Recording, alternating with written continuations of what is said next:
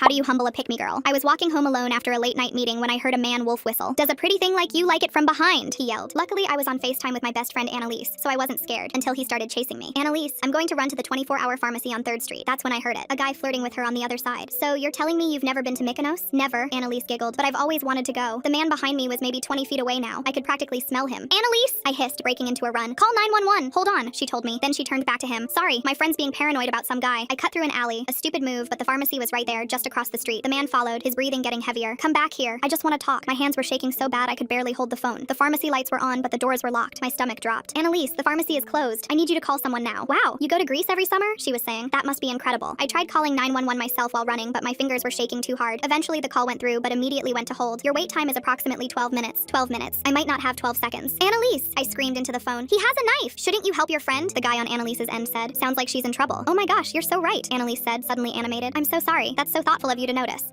I heard fumbling. Hello, 911? My friend is being chased by a man with a knife on 3rd Street near the CVS. The man was 10 feet away. I grabbed a garbage can lid, the only thing I could find. He lunged. I swung the lid and caught him in the jaw, sending him stumbling back. My legs were burning, but I kept running, where maybe anyone would be driving by at 4 a.m. They're sending someone, Annalise said brightly. Then to the guy, you were so sweet to remind me. I get distracted sometimes. Where are they? I gasped, looking behind me. The man had gotten up and was following again, but limping now. How long? She wants to know how long, Annalise repeated, like she was ordering coffee.